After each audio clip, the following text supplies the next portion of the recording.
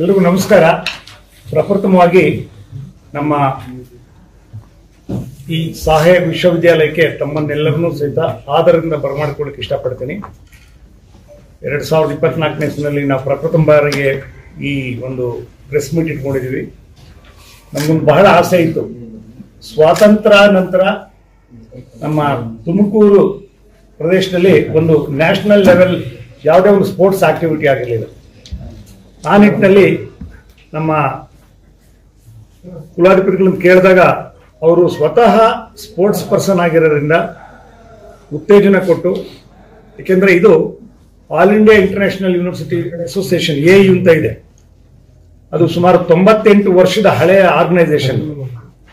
ಅವರು ಪರ್ಮಿಷನ್ ಕೊಟ್ಟಿರೋದು, ಯಾಕೆಂದ್ರೆ ಆ ಪರ್ಮಿಷನ್ ತಗೊಳ್ಳೋದೇ ಕಷ್ಟ. ಅಂಥದ್ರಲ್ಲಿ ನಮ್ದು ಟೈರ್ 2 ಸಿಟಿ ಆಗಿ ತುಮಕೂರು ನಗರದಲ್ಲಿ ನಮ್ಮ ಡೀಮ್ಡ್ ಯೂನಿವರ್ಸಿಟಿನಲ್ಲಿ ಪರ್ಮಿಷನ್ ಮೇಲೆ ಸಮಯ ಸಹ ಜಾಸ್ತಿ ಇರಲಿಲ್ಲ.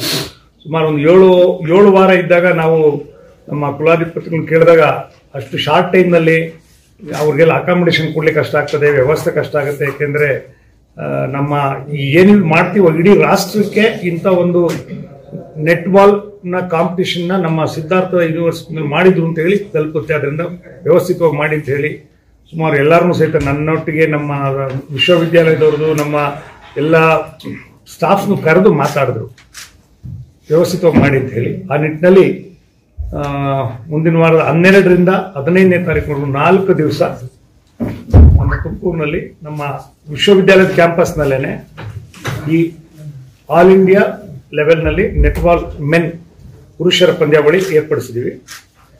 ಸುಮಾರು 72 ಟೀಮ್ಗಳು ರಿಜಿಸ್ಟರ್ ಮಾಡಿದ್ದಾರೆ. ಸುಮಾರು 60% ಹೊರ ರಾಜ್ಯಗಳಿಂದನೇ ಬಂದಿರೋದಿಲ್ಲ. ಅದನ್ನು ಸಹಿತ ಹೆಚ್ಚಿನ ಜನ ಉತ್ತರ ಭಾರತದವರು ಈ ನೆಟ್ಬಾಲ್ ಕಾಂಪಿಟೇಷನ್ ಆಡುವಂಥವ್ರು ಬರ್ತಾ ಇದ್ದಾರೆ. ಅವ್ರುಗಳಿಗೆ ನಮ್ಮ ಈ ಏನು ಈಗ ಅಂದ್ರೆ ಕರ್ನಾಟಕ ಅಂದ್ರೆ ಬೆಂಗಳೂರು ಅಂತಾರೆ, ಅದರಲ್ಲೂ ಸಹಿತ ಪಕ್ಕ ತುಮಕೂರಿನ ಈ ಒಂದು ಪರಿಚಯ ಮಾಡಬೇಕು ಅಂತ ಹೇಳಿ ಒಂದು ಉತ್ತಮವಾದ 2ನೇ ದಿವಸ ಸಾಯಂಕಾಲ ಕಲ್ಚರಲ್ ಪ್ರೋಗ್ರಾಮ್ ಸಹ ಇಟ್ಕೊಂಡಿದ್ವಿ. ನಮಗೆ ಸಮಯ ಅಭಾವ ಆಗಿರೋದ್ರಿಂದ ಇನ್ನೂ ಸಹಿತ ಜಾಸ್ತಿ ಸಮಯ ಸಿಕ್ಕಿದ್ರು ಬಹಳ ವಿಜೃಂಭಣೆಯನ್ನು ಮಾಡುವಂತ ನಮಗೆ ಪ್ಲಾನ್ಸ್ ಇತ್ತು. ಬಟ್ ಅಷ್ಟೇ ಇದ್ರೂ ಸಹಿತ ನನ್ನ ಎಲ್ಲ ಸಹೋದ್ಯೋಗಿಗಳು ಸಹಿತ ಸೇರ್ಕೊಂಡು, ಯಾಕೆಂದ್ರೆ ತಮಗೊಂದು ಹೇಳ್ಕೊಳ್ಕೆಂದ್ರೆ ಇವತ್ತೇನಾದ್ರೂ ನಾಳೆ ನಾವು ಮುಂದಿನ ವಾರ ಸಕ್ಸೀಡ್ ಆಗ್ತಂದ್ರೆ ಅದಕ್ಕೆ ನಮ್ಮ ಶಶಿ ಇರ್ಬೋದು, ರುದ್ರೇಶ್ ಇರ್ಬೋದು, ದಿವಾಕರ್ ಇರ್ಬೋದು, ಒಂದೇ ಸಮ ಪ್ರಯತ್ನ ಮಾಡಿ ಅದ್ರ ಜೊತೆಗೆ ನಮ್ಮ ಮಾನ್ಯ ಕುಲಾಧಿಪತಿಗಳು ಸಹ ಬಂದು ಒಂದ್ಸರಿ ಇನ್ಸ್ಪೆಕ್ಷನ್ ಮಾಡ್ಕೊಂಡು ಬಂದ್ರು ಪ್ರಿಪರೇಷನ್ಸ್ ಎಲ್ಲ. ಯಾಕೆಂದ್ರೆ ಅವರು ಸ್ವತಃ ಸ್ಪೋರ್ಟ್ಸ್ ಪರ್ಸನ್ ಆಗಿರೋದ್ರಿಂದ ಅವರು ಸಹ ಅಷ್ಟೇ. ಇನ್ನ ಅವರ ಶ್ರೀಮತಿಯವರಂತ ಶ್ರೀಮತಿ ಕನಿಕಾ ಪರಮೇಶ್ವರ್ ಅವರು ಸಹಿತ ಅಷ್ಟೇ ಕಲ್ಚರಲ್ ಪ್ರೋಗ್ರಾಮ್ ಬೆಳಿಗ್ಗೆಯಿಂದ ಸುಮಾರು 4 ಗಂಟೆ ಕುಂತ್ಕೊಂಡು ಎಲ್ಲದನ್ನು ಸಹಿತ ವೀಕ್ಷಣೆ ಮಾಡಿ, ಯಾಕೆಂದ್ರೆ ಯಾವುದೇ ಒಂದು ಕುಂದುಕೊರತೆ ಇರಬಾರ್ದು. ನಂತರ ಅವರಿಗೆ ಕೊಡತಕ್ಕಂಥ ಊಟದಲ್ಲೂ ಸಹ ಯಾವುದೇ ರೀತಿಯಲ್ಲಿ ಕುಂದುಕೊರತೆ ಇರಬಾರ್ದು, ಕ್ವಾಲಿಟಿನಲ್ಲಿ ಕಾಂಪ್ರಮೈಸ್ ಆಗಬಾರ್ದು. ನಂತರ ಸ್ಟೇಜ್ ಆಟ ಆಡೋ ಇದ್ರೂ ಸಹಿತ ಅಷ್ಟೇ. ನಾವು 1.5 ತಿಂಗಳಿಂದ ನಾವು ಅದನ್ನ ಲೆವೆಲ್ ಮಾಡೋದು, ಯಾವ್ಯಾವ ಮತ್ತೆ ಬೆಂಗಳೂರಿನಿಂದ ಮತ್ತೆ ಇತರೆ ವಿಶ್ವವಿದ್ಯಾಲಯಗಳಿಂದ ಬಂದು ನಮಗೆ ಇಲ್ಲಿ ಬಂದು ಪರೀಕ್ಷೆ ಮಾಡಿದ್ದಾರೆ. ನಂತರ ಅವರು ಸಹ ಬಹಳ ಜನ ಸಹಕಾರ ಕೊಟ್ಟಿದ್ದಾರೆ ನಮಗೆ.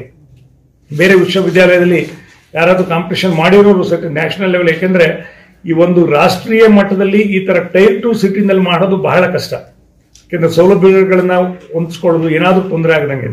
ಆ ನಿಟ್ಟಿನಲ್ಲಿ ಅವ್ರಿಗೆಲ್ಲ ವ್ಯವಸ್ಥೆನ ನಮ್ಮ ಇಂಜಿನಿಯರಿಂಗ್ ಕಾಲೇಜ್ನಲ್ಲಿ ಮತ್ತೆ ನಮ್ಮ ಜಿಲ್ಲಾ ಮಟ್ಟದ ನಮ್ದೇನು ಒಂದು ಸ್ಪೋರ್ಟ್ಸ್ ಕಾಂಪ್ಲೆಕ್ಸ್ ಇದೆ ಅಲ್ಲಿ ಸಹ ಎಲ್ಲ ವ್ಯವಸ್ಥೆ ಮಾಡಿದ್ವಿ.